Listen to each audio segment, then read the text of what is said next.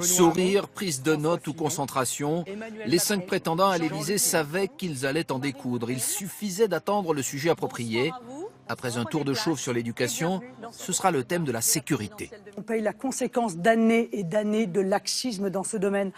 Que vous soyez une droguée aux pages faits divers, c'est une chose, mais vous êtes candidate à la présidence de la République. Le ton est donné et c'est Marine Le Pen qui repart à l'offensive sur ses thèmes fétiches, l'immigration et sa conception de la laïcité.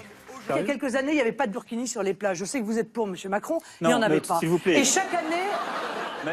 Madame Le Pen, vous serez gentille. C'est ce que vous avez déclaré, non? Je ne vous fais pas parler, je n'ai pas besoin d'un ventriloque. Je vous assure, tout va très bien. Quand j'ai quelque chose à dire, je le dis clairement, c'est mon habitude. Alors que pensez-vous du burkini, monsieur Macron? Je l'ai dit très clairement, ça n'a rien à voir avec la laïcité parce que ça n'est pas cultuel, c'est un sujet d'ordre public. Vient ensuite le chapitre des affaires, jusque-là omniprésente dans la campagne électorale.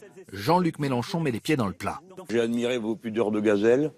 Quand vous dites la campagne a été polluée, je ne parle pas pour vous, madame, a été polluée par les affaires de certains d'entre vous, pardon, pas moi.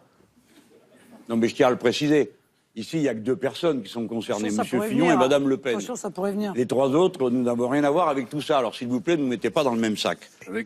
Sur les affaires, François Fillon n'aura droit à aucune autre attaque personnelle.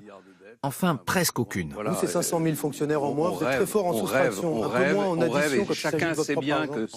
Benoît Hamon, très incisif hier soir, s'en est aussi pris à Emmanuel Macron sur le financement de sa campagne.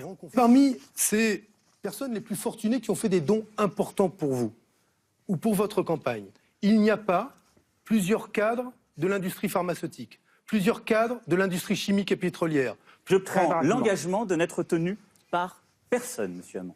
Je suis libre, le financement est transparent. Une prise d'armes plus classique, droite-gauche, sur le thème des 35 heures.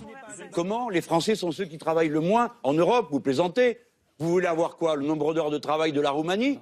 C'est ça que vous voulez? Pas du tout. Ça veut dire que dans notre économie, monsieur Mélenchon, à l'Allemagne, dans notre économie, à la Hollande, au Danemark, à la Suède, mais non, monsieur, à la vous Finlande, trompez, à la Grande-Bretagne, trompez. pas à la Roumanie, enfin. Ou encore sur la proposition de sortie de l'euro préconisée par le Front National. Le vrai serial killer du pouvoir d'achat des Français, c'est Mme Le Pen avec la sortie de l'euro et le rétablissement du franc. Monsieur Fillon, ça s'appelle le projet peur. Non, c'est la réalité. Ça a été utilisé réalité. avant le Brexit, ça a été utilisé avant l'élection de Donald Trump. Hier soir, en tout cas, 2 participants ont semblé se réserver un sort particulier. Le piège dans lequel vous êtes en train de tomber, Madame Le Pen, par vos provocations, c'est de diviser la société. Vous savez quoi, Monsieur Macron, vous avez un talent fou, vous arrivez à parler 7 minutes, je suis incapable de résumer votre pensée, vous n'avez rien dit. Comme si Marine Le Pen et Emmanuel Macron se voyaient déjà en face à face au second tour de la présidentielle.